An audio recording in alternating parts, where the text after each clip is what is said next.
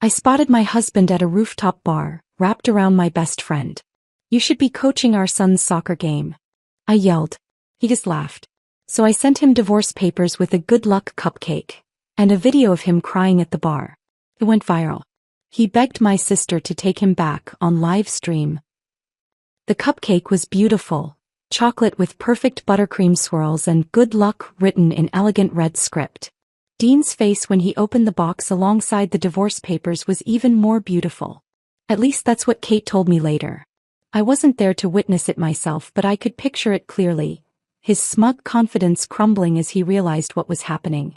It had been exactly 8 days since I'd spotted him at that rooftop bar with Jessica, his arm wrapped around my best friend when he should have been coaching our son's championship soccer game. 8 days since he'd laughed in my face when I confronted him.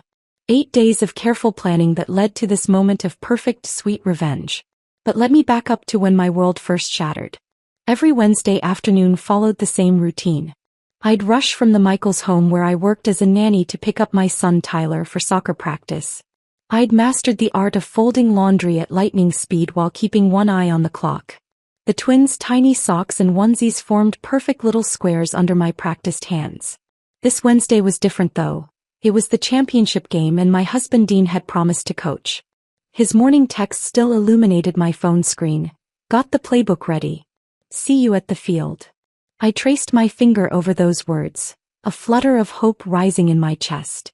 After 3 canceled parent-teacher conferences and countless missed soccer practices, Dean was finally stepping up for our son. "Mrs. Michaels doesn't need these clothes folded today," I whispered to myself, trying to quell my anxiety as the minute hand inched toward 3. Tyler had been practicing his penalty kicks every evening this week, his face lighting up when Dean actually showed up to help him 2 nights ago. "Dad says I'm going to score the winning goal," he told me, eyes shining with admiration for the father who'd become increasingly absent from his life. The kitchen clock showed 3:15 p.m. when Mrs. Michael returned early, catching me glancing nervously at the door for the 5th time in as many minutes. "Amanda, you should go. Tyler's big game, right?" Her voice carried that gentle understanding that always made me feel less alone in my struggles. She adjusted her designer watch, probably worth more than my monthly salary, and leaned against the marble countertop. "I still need to finish the twins' laundry and prepare their afternoon snacks," I protested weakly, even as my heart raced with the need to leave. "The twins and I can manage without perfectly folded onesies for one afternoon." She smiled, revealing the warmth that made working for her so different from my previous employers. "Championship games don't happen every day." I nodded gratefully, quickly gathering my purse while explaining that Dean would be coaching. "He's been practicing with Tyler all week," I said, believing my own words despite the history that should have taught me better. Mrs. Michael's smile tightened slightly. She'd heard about Dean's broken promises before, had witnessed my tearful phone calls on the days he failed to pick up Tyler when promised. Traffic crawled along Oak Avenue as I checked the time repeatedly. The digital numbers on my dashboard seemed to mock me as they changed from 3:25 to 3:26. My fingers drummed impatiently against the steering wheel, tapping out a rhythm of anxiety. Before leaving, Mrs. Michael had pressed an extra $20 into my palm. "Every championship needs proper celebration," she'd insisted when I tried to refuse. "Get those boys some snacks. They deserve it." I pulled into West Side Market, calculating that I had just enough time to grab juice boxes and orange slices before the game started at 4 o'clock. The automatic doors whispered open as I grabbed a shopping basket and rushed toward the produce section, mentally checking off items. 24 juice boxes for 12 sweaty 4th graders. 4 bags of pre-sliced oranges. Maybe those chocolate granola bars Tyler loved for after the game. That's when my phone rang, Tyler's school number lighting up the screen. My heart stuttered as I answered. "Mom." His voice sounded smaller than his 10 years. "Where's Dad? Coach Peterson is asking if anyone knows the plays since Dad's not here." My stomach dropped, the familiar weight of disappointment settling in my chest. "He's not there yet?"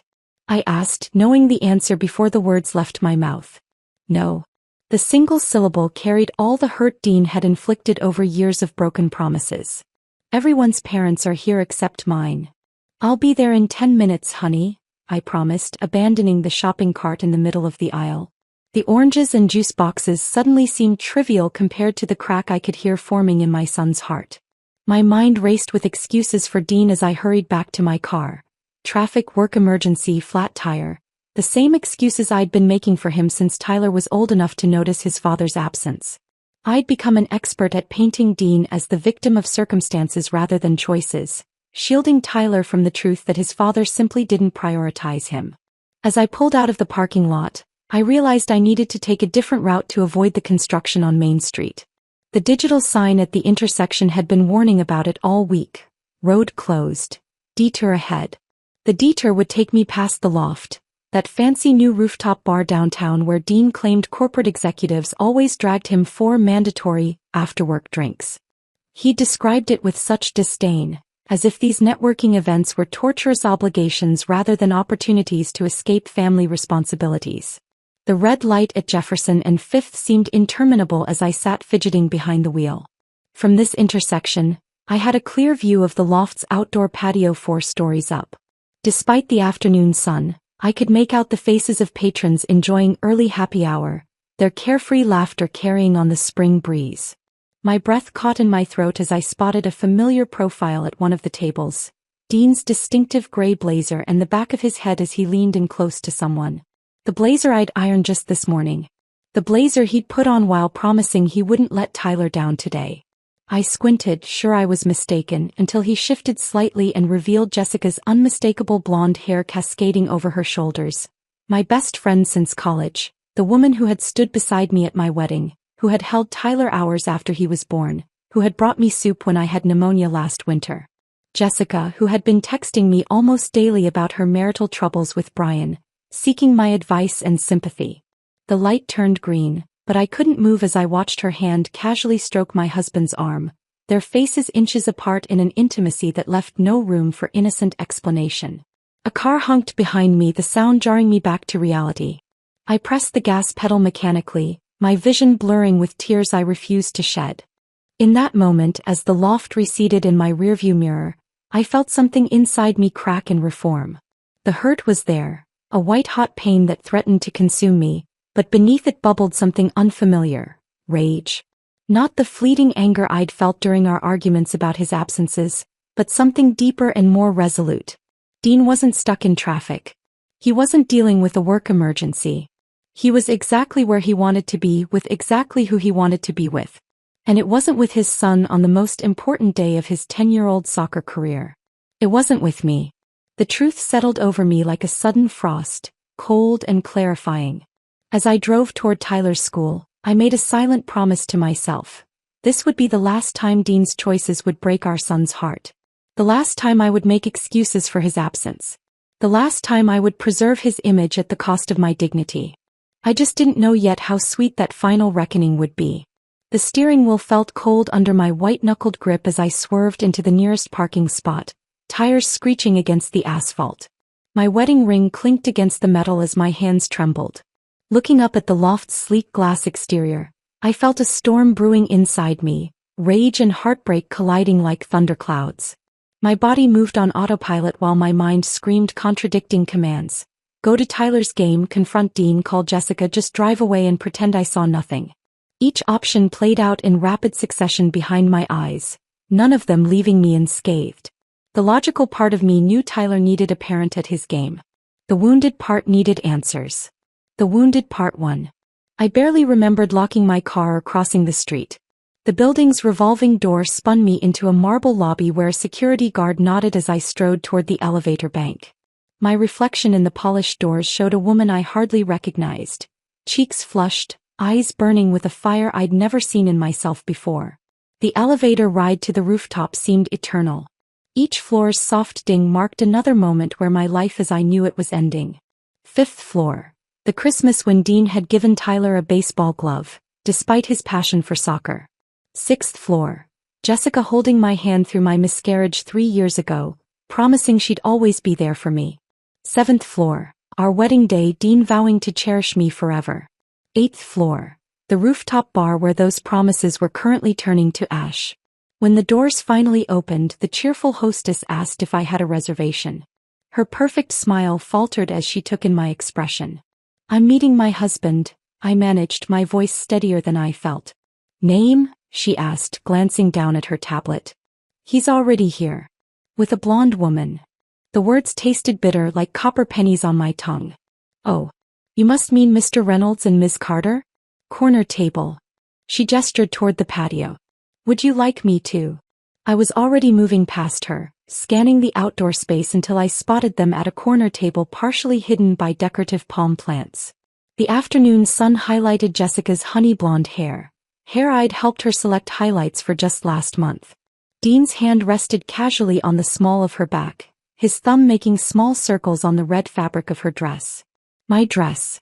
The one she'd borrowed last week for a client dinner. They didn't notice me approaching.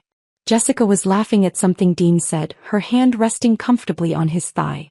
My husband, the same man who claimed he was too busy to attend a single parent-teacher conference this year, was casually swirling an expensive-looking cocktail while our son waited for him on a soccer field across town.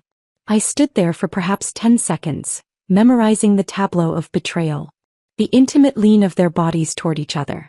The lipstick mark on Dean's collar. The familiarity in how Jessica's fingers played with his watch band. A birthday gift from me he'd claimed to love. Well, isn't this cozy? My voice sounded foreign to my own ears, higher, shakier than intended.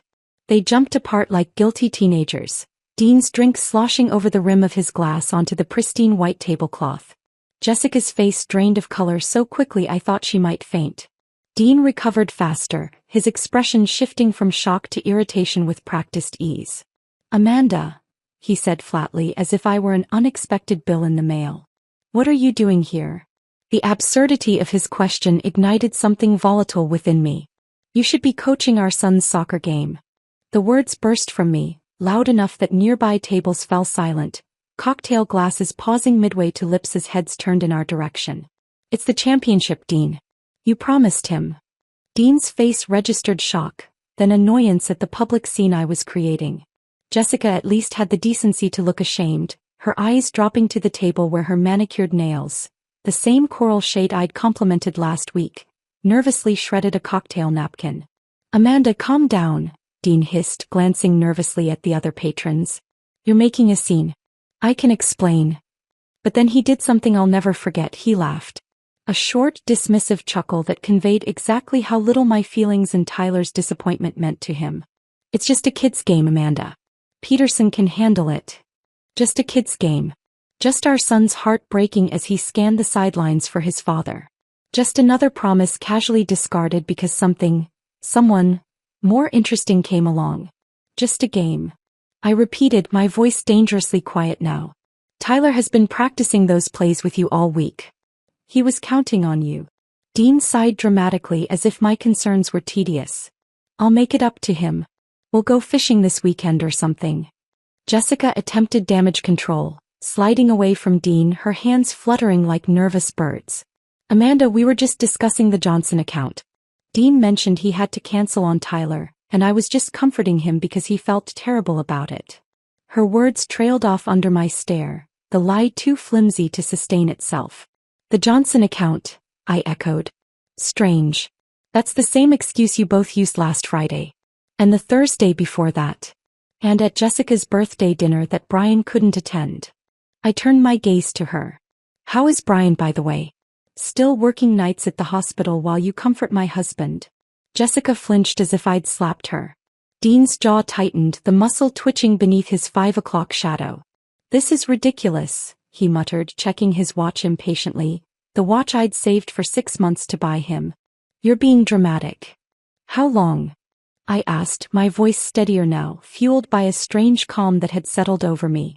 When neither answered, I knew. Months? Years. Their silence was confirmation enough. The realization that I'd been played for a fool by the two people I trusted most hit me like a physical blow. While I'd been picking up extra nanny shifts to afford Tyler's soccer camp, they'd been meeting for afternoon trysts. While I'd been consoling Jessica through her marriage troubles, she'd been sleeping with my husband. I need to get to Tyler's game, I finally said, surprising myself with the calmness in my voice. Dean rolled his eyes. You're overreacting. I'll make it up to him this weekend. Jessica reached for my arm, but I jerked away from her touch as if she were contagious. Amanda, Please, we need to talk about this like adults. Don't you dare show up at my house again, I told her before turning to Dean. And don't bother coming home tonight. Dean's face darkened. It's my house too. Then I'll be the one not coming home, I replied, already planning to call Kate. Either way, I don't want to see you. As I walked away, head high despite the curious stares from neighboring tables, I heard Dean's angry whisper. See what you've done? Now I have to deal with this drama all night. Their laughter followed me to the elevator. Quieter this time, conspiratorial. They were already moving on, already dismissing me and the scene I'd caused. The hostess avoided my eyes as I passed, her discomfort palpable. Inside the elevator, I watched the numbers count down, feeling oddly disconnected from my body. My reflection in the polished doors showed the same woman who'd ridden up minutes before, yet everything had changed. Something had broken inside me, something that couldn't be fixed with Dean's empty promises or Jessica's fake apologies.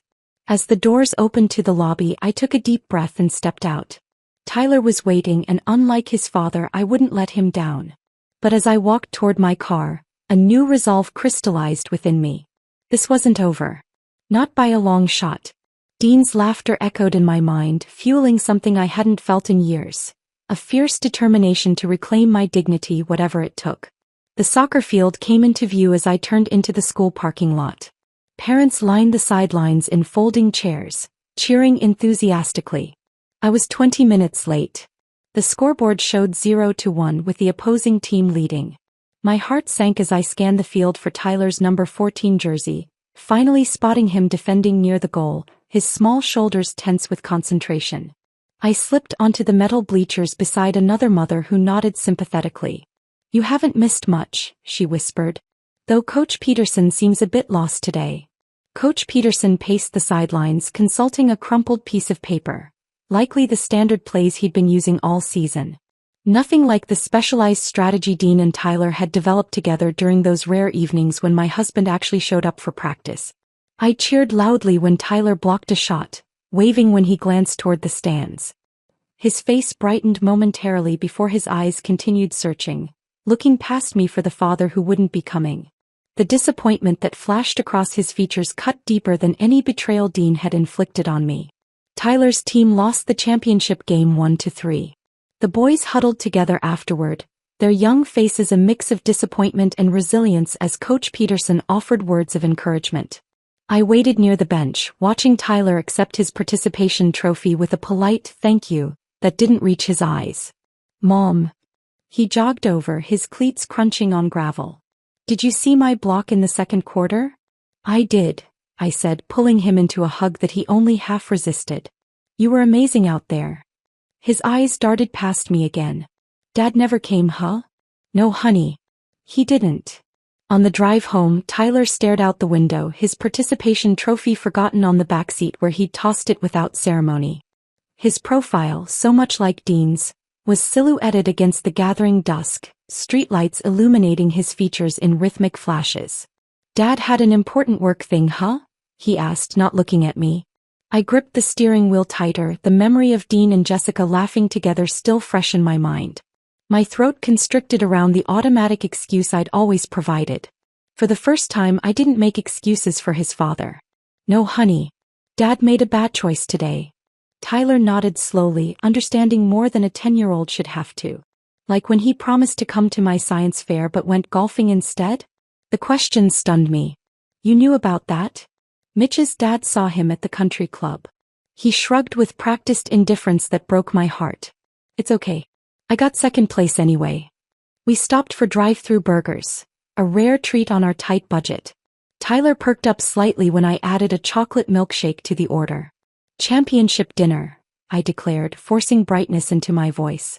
You played like a champion today. At home, I helped Tyler with his shower, checked his homework folder and tucked him into bed earlier than usual. He was emotionally exhausted, falling asleep midway through our nightly reading routine. I sat beside his bed for a few extra minutes, watching the gentle rise and fall of his chest, the way his eyelashes cast tiny shadows on his cheeks.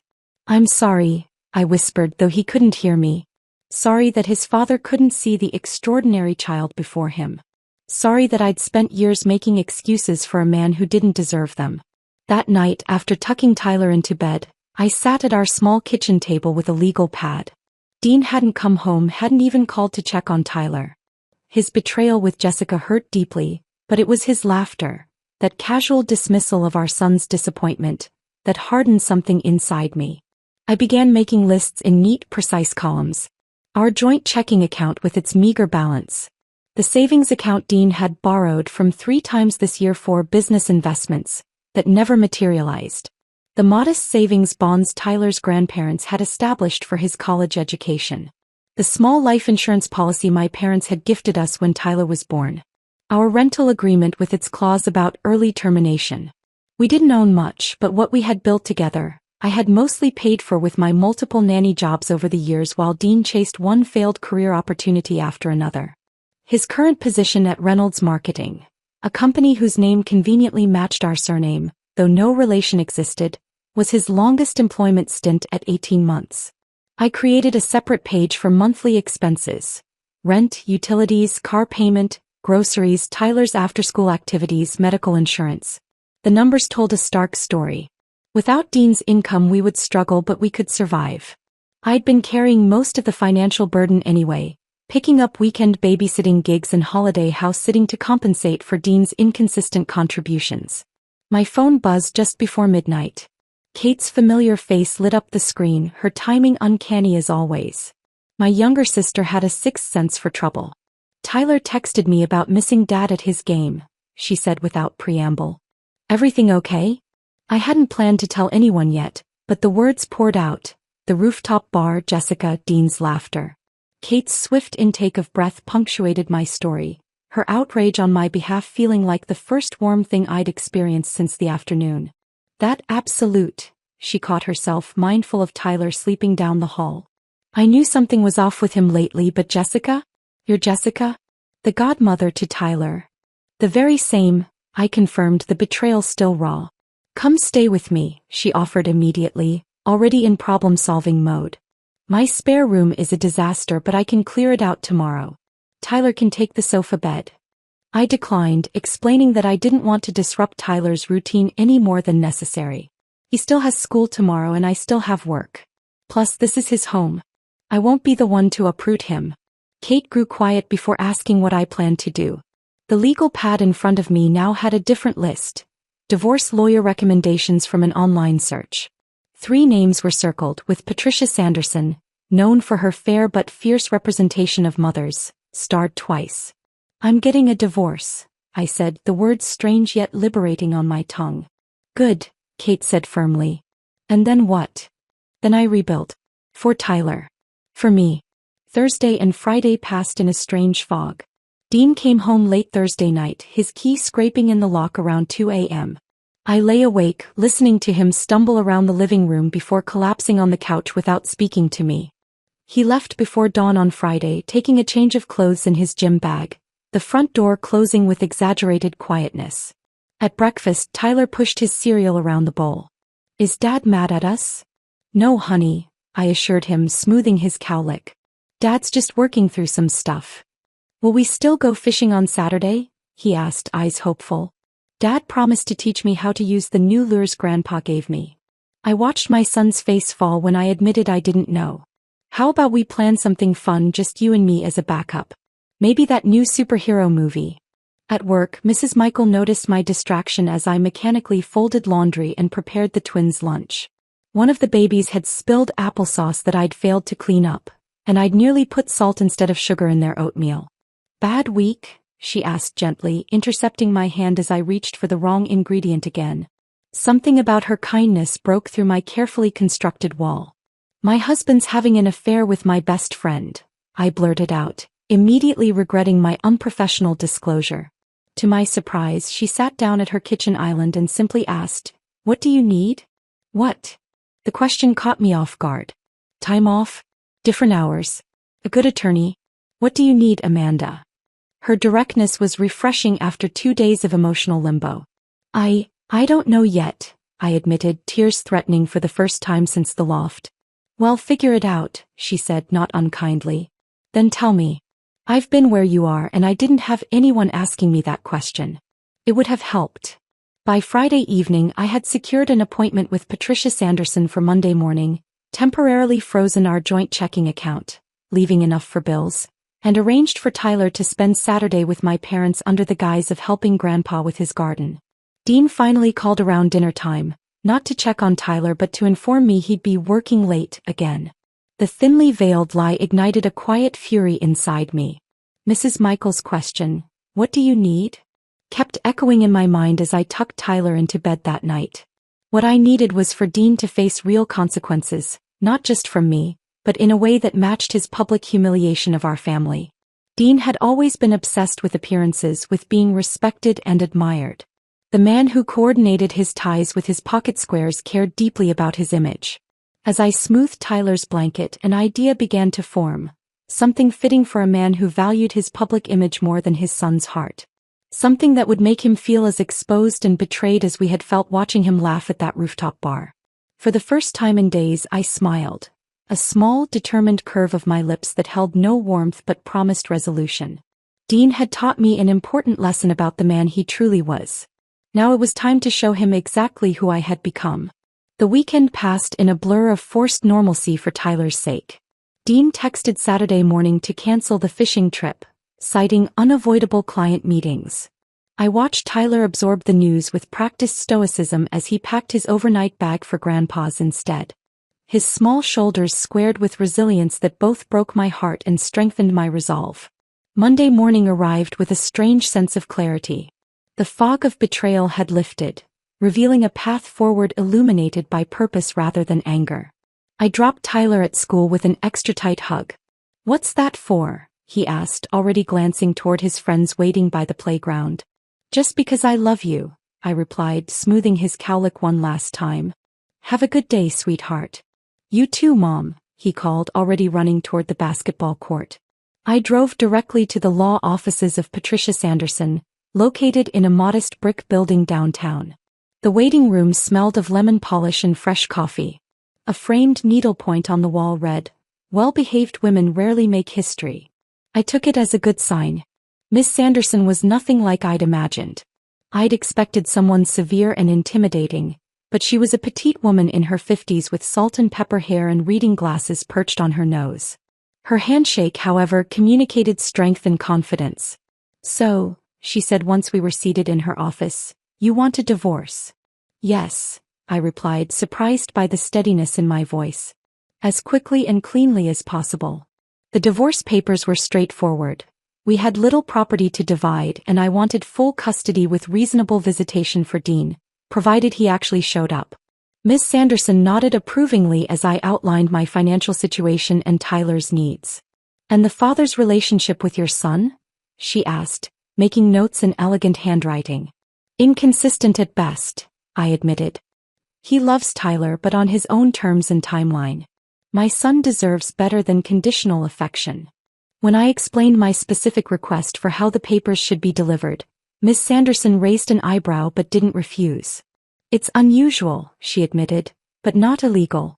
We typically use a standard process server, but there's no law against including additional items with the papers." A hint of amusement crossed her features. "I've seen worse in 25 years of family law. Much worse." I left her office feeling lighter than I had in years, as if I'd set down a boulder I hadn't realized I'd been carrying. The spring air felt fresher, colors more vibrant. I checked my watch, still an hour before I needed to be at the Michaels. On impulse, I turned toward Maple Street, stopping at Sweet Sensations Bakery.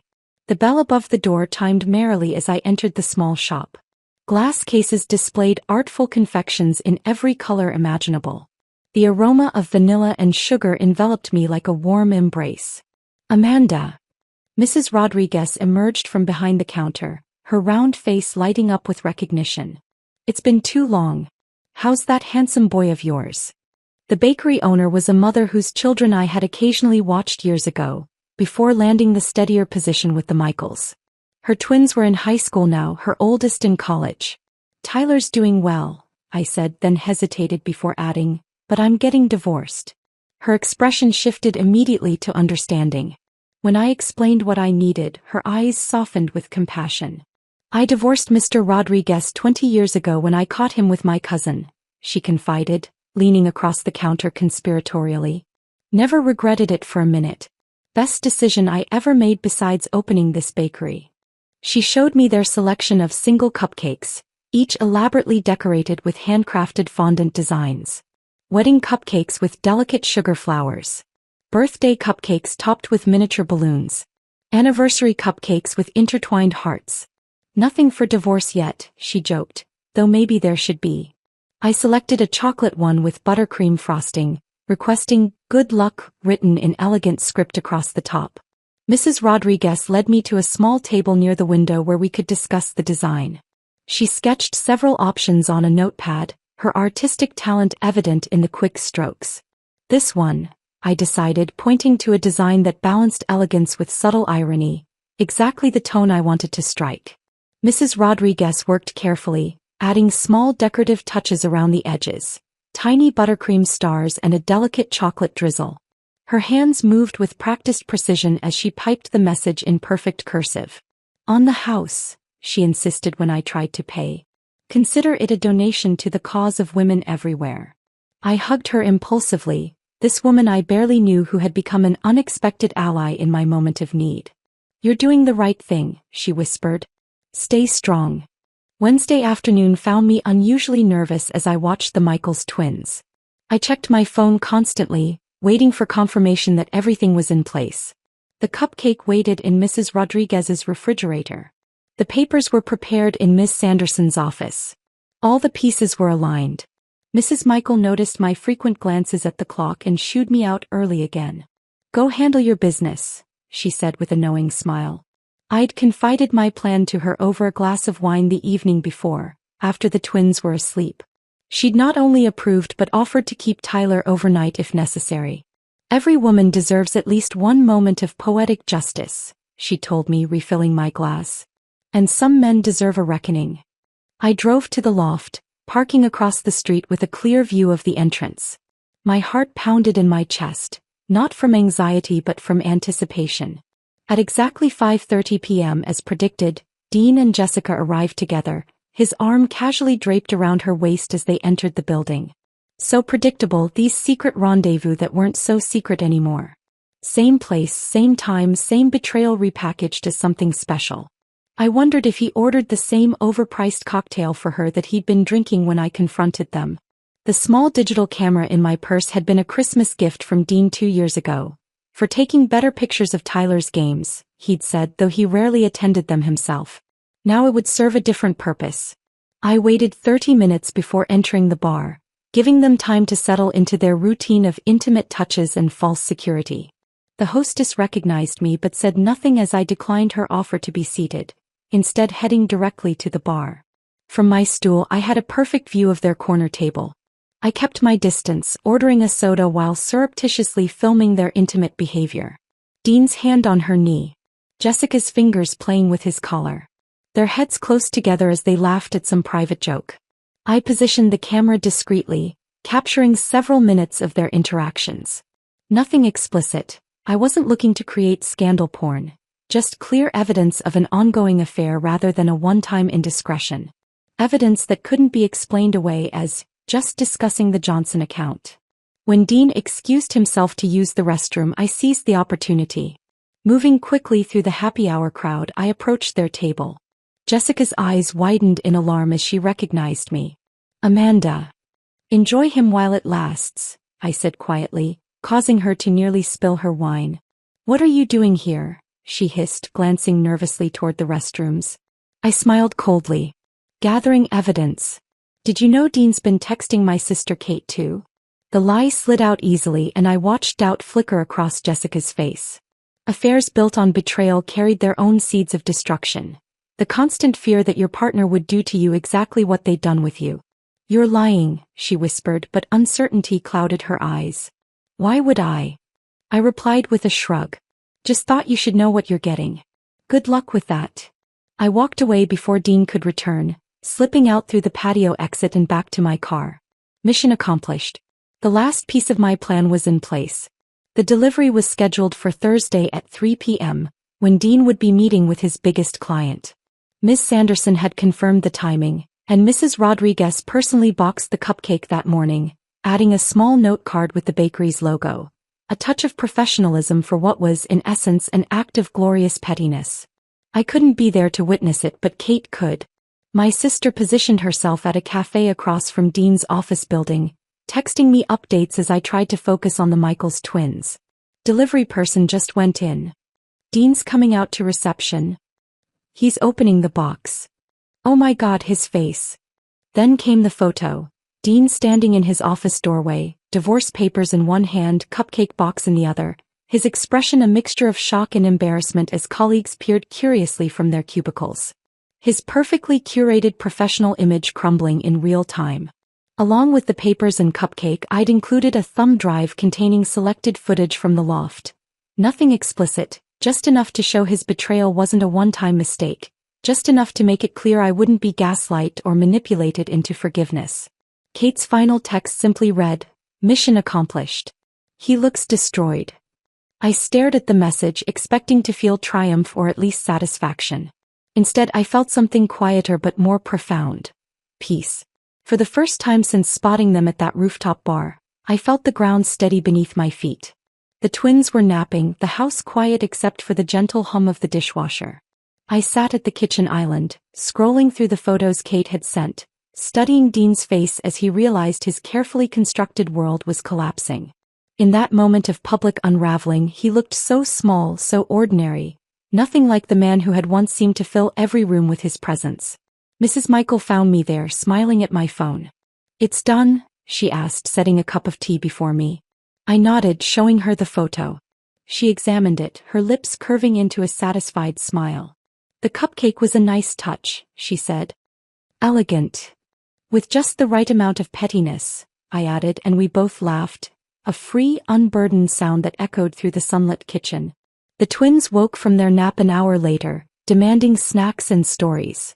I moved through the afternoon routine with mechanical efficiency, my mind still processing the image of Dean's shocked face. Mrs. Michaels squeezed my shoulder supportively before leaving to pick up her older children from school.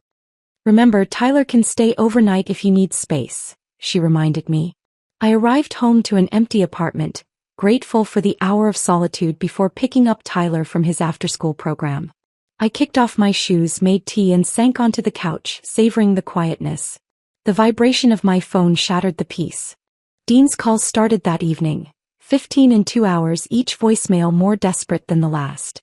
The first came while I was stirring pasta for Tyler's dinner. "Amanda, call me back. This isn't funny. We need to talk about whatever stunt you're pulling." The second arrived as Tyler was telling me about his science project. "Amanda, seriously? Divorce papers? With a cupcake? People at work are talking. Call me." By the third, the anger had given way to panic. "Please just call me. I can explain everything with Jessica. It's not what you think." I listened to the first few messages, hearing his voice crack as he begged me to call him back, to let him explain. By the fifth message he was crying, something I hadn't seen him do since Tyler was born. The raw vulnerability in his voice was startling after years of his emotional distance. "I don't want to lose you and Tyler," he sobbed into my voicemail. "Please, Amanda. I messed up. I know I messed up." I saved that particular voicemail, not out of cruelty but as confirmation that the wall of indifference he'd built around himself could actually be penetrated. For years I'd wondered if anything could break through his carefully maintained facade. Now I knew. Tyler asked about the calls during dinner, his young face worried as my phone vibrated for the 12th time. The sound seemed to punctuate our meal with anxiety. "Is that Dad? Why do you keep ignoring it?" I set down my fork, considering my words carefully. "Dad's upset about some grown-up stuff," I explained, reaching across the table to squeeze his hand. "But it doesn't change how much we both love you." Tyler nodded solemnly. "Is he coming home tonight?" "No, sweetie. Not tonight." After tucking Tyler into bed, I blocked Dean's number, giving myself permission to focus solely on my son's needs. The instant relief was palpable, like finally setting down a heavy suitcase I'd been carrying too long. That night I slept deeply for the first time in a week, dreamless and uninterrupted. Friday morning dawned clear and crisp. Tyler seemed lighter at breakfast, chattering about the class field trip to the Science Museum while I packed his lunch. I dropped him at school with our new goodbye ritual, 3 quick squeezes of his hand that meant, I love you. At the Michaels house, the twins were fussy with emerging teeth, requiring extra comfort and distraction. I was kneeling on the playroom floor, demonstrating how to stack blocks for the 20th time, when Mrs. Michael appeared in the doorway, her expression cautious. Amanda, Jessica is at the door. She's asking to speak with you. My stomach dropped. I don't have anything to say to her. That's what I told her. Mrs. Michael's voice carried a protective edge. But she's insistent. Would you like me to send her away again? I considered for a moment, then shook my head. No, I'll handle the twins. You can tell her I'm busy. From the nursery window I watched their exchange. Mrs. Michael stood in the doorway, her posture unyielding. Amanda's busy with the children, I heard her say firmly. And you need to leave. Jessica's shoulders slumped in defeat as she nodded, turning back toward her silver Audi, a recent upgrade she'd shown off last month, attributing it to a bonus that I now realized probably came from Brian's surgeon's salary. Her designer sunglasses couldn't hide the puffiness around her eyes as she slid into the driver's seat. I felt a confusing mixture of satisfaction and sadness watching my former best friend retreat. 15 years of friendship dissolved by her choices. Birthday celebrations, college road trips, being her maid of honor, her standing as Tyler's godmother. All meaningless now. Later, Mrs. Michael handed me an envelope. She left this for you. Inside was a handwritten letter on Jessica's monogrammed stationery, the set I'd given her last Christmas. The elegant cursive was marred by tear stains and crossed-out words. The letter was full of apologies and excuses. They'd been unhappy for years, it just happened she'd felt overlooked by her own husband. The words blurred before my eyes, each sentence more self-serving than the last. The letter ended with a plea. I know I don't deserve your forgiveness, but please don't tell Brian. Her concern for her own marriage after helping destroy mine struck me as the final betrayal. I shredded the letter before leaving work, watching the pieces flutter into the recycling bin like confetti.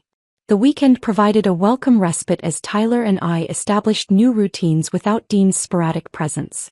Saturday morning we made pancakes shaped like soccer balls. A messy experiment that left batter spatters on the ceiling but Tyler giggling uncontrollably. Mom, yours looks more like a deflated basketball, he laughed, pointing at my misshapen creation. Well, yours looks like Australia, I countered, prompting an impromptu geography lesson over breakfast. We visited the library, filling our canvas bag with books about space exploration, Tyler's current obsession. The children's librarian, Ms. Patel, recommended a cookbook with kid-friendly recipes when Tyler mentioned our pancake adventure. This has a recipe for pizza dough you can shape into anything, she whispered conspiratorially.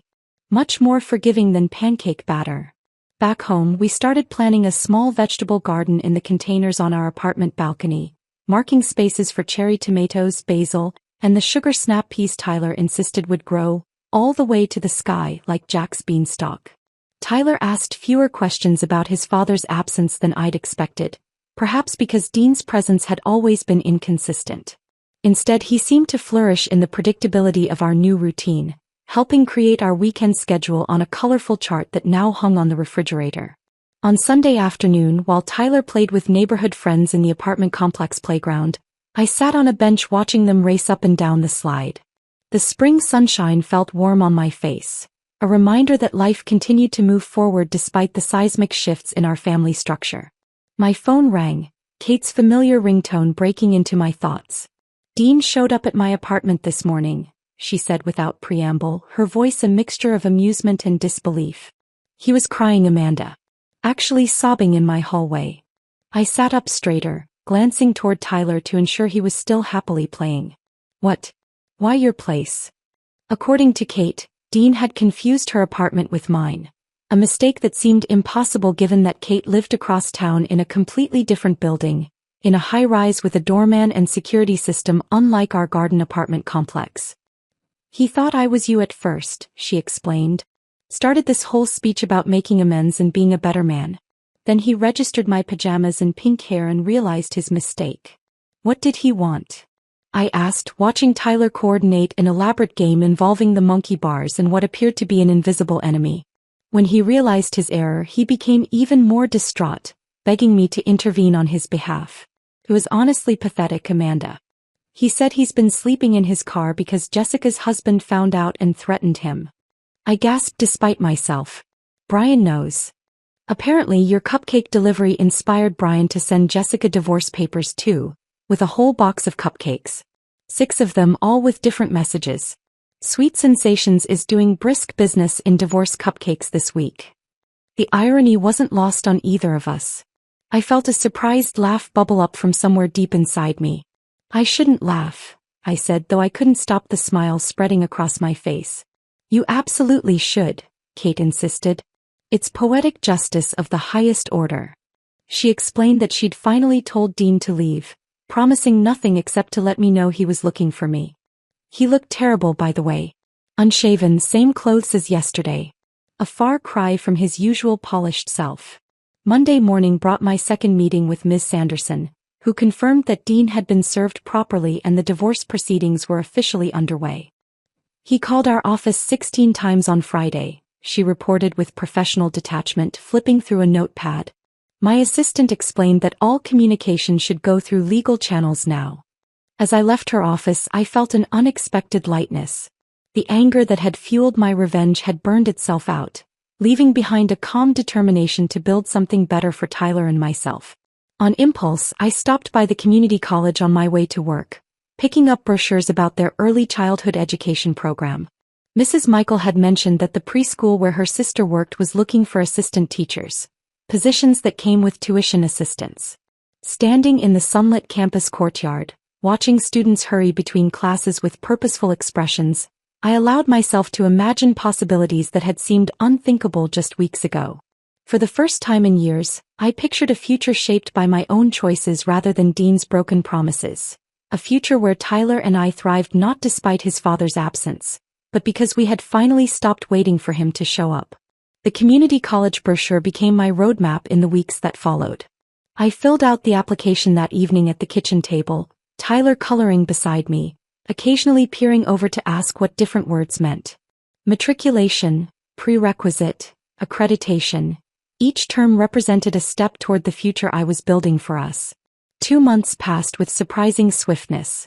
Spring turned to early summer, bringing longer days filled with possibility.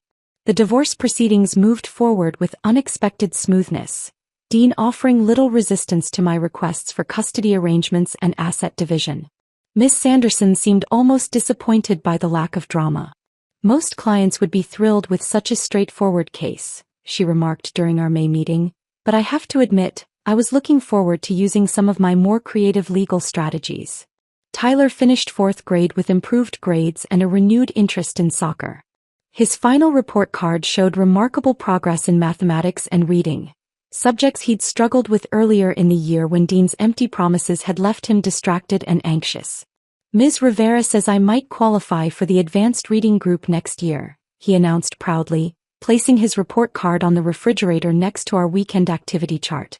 Dean eventually stopped trying to contact me directly, the stream of desperate voicemails and text messages drying up after Ms. Sanderson sent a firmly worded letter about harassment.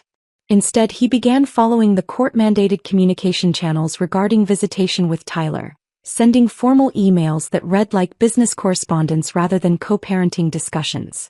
His first supervised visit was scheduled for a Saturday afternoon at the Family Center downtown, a neutral location where trained social workers observed parent-child interactions. I dreaded the drop-off, uncertain how Tyler would respond to seeing his father after weeks of separation. What if Dad doesn't remember the new handshake I made up? Tyler asked as we drove downtown, his small fingers fidgeting with his seat belt. Then you'll teach it to him again, I reassured him, though internally I questioned whether Dean would even notice such details. When we arrived at the center, Dean was already waiting in the lobby, dressed in pressed khakis and a blue button-down that made him look like he was heading to a job interview rather than meeting his son. Something about his posture had changed, the confident swagger replaced by a wary hesitance that made him seem smaller somehow. I exchanged minimal pleasantries with the social worker before hugging Tyler and promising to return in 2 hours. As I walked away, I glanced back to see Dean kneeling to Tyler's height, his expression more attentive than I'd seen in years. Dad cried when I told him about scoring the winning goal in our last game, Tyler reported afterward, seeming confused but somewhat pleased by his father's emotional response as we drove home. And he knew all the players on my team, even though he's only been to one game. I simply nodded, keeping my opinions about Dean's newfound attentiveness to myself. Tyler didn't need my skepticism or bitterness. He needed space to rebuild whatever relationship with his father was possible now.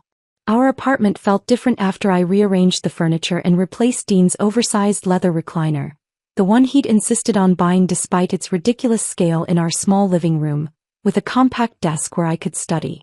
The space felt airier, more intentionally designed rather than a collection of compromises. 3 nights a week after putting Tyler to bed, I spread my textbooks across that desk, working through assignments for my first community college courses. Early childhood development, introduction to psychology, and English composition filled my evenings with intellectual challenges that had nothing to do with navigating Dean's moods or making excuses for his absences. Mrs. Michael had not only recommended me for the assistant teaching position at Sunshine Preschool but also adjusted my nanny schedule to accommodate my Tuesday and Thursday morning classes. "Investing in yourself is never wasted effort," she told me when I thanked her, passing me a cup of coffee in her kitchen one morning. "Besides, the twins adore you. They can share you with some preschoolers for a few hours a week." The divorce would be finalized in another month, according to Ms. Sanderson, who seemed pleased with the straightforward proceedings. "We'll have you officially single by Independence Day," she joked during our last meeting. "Seems fitting." Kate invited us for Sunday dinners, creating a new tradition that gave Tyler something stable to anticipate each week. My sister's apartment, a quirky third-floor walk-up filled with thrift store treasures and art from her travels, became our weekend sanctuary. Tyler loved helping her boyfriend, Marcus, grill vegetables on the tiny balcony while Kate and I prepared the rest of the meal in her kitchen. During one such dinner in early June, while Tyler and Marcus were engrossed in a competitive round of video game racing, Kate broached a subject I'd been avoiding. "Have you heard about Jessica?" she asked tentatively, refilling our wine glasses. I shook my head, genuinely unconcerned about my former friend's whereabouts. The space she'd once occupied in my life had closed up like water after a stone passes through, leaving no trace. "Brian took the kids to his parents' place in Arizona," Kate continued, tucking her pink-tinged hair behind her ear. "Jessica's still here trying to save face." I nodded, unsurprised that Brian would prioritize protecting their children from gossip. As a pediatric surgeon, he'd always demonstrated more parental responsibility than either Dean or Jessica. Kate studied me carefully over the rim of her glass. "She asked about you at the grocery store yesterday. Wanted to know if you'd ever consider talking to her again." The question hung between us, unexpected and complicated. The anger I'd once felt toward Jessica had faded to something more like pity, though I wasn't ready to examine that shift too closely. "Maybe someday," I finally answered. "But not anytime soon." The neighborhood block party in late June brought an unexpected confrontation. The tenant association had transformed our apartment complex's central courtyard into a festive space with food stands, games, and activity stations. I volunteered at the children's face painting station, discovering an unexpected talent for creating miniature masterpieces on eager small faces. I was finishing a particularly elaborate butterfly design on a little girl's cheek when I sensed a shift in the atmosphere. Looking up, I spotted Dean standing awkwardly near the basketball court, wearing jeans and a plain gray t-shirt that hung loosely on his frame. He looked thinner and less confident than I remembered, almost uncertain of his right to be there despite living in the complex until recently.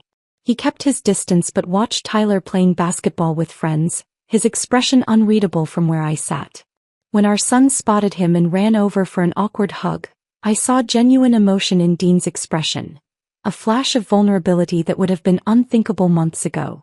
I returned to my face painting, determined to give them space for whatever conversation they needed to have.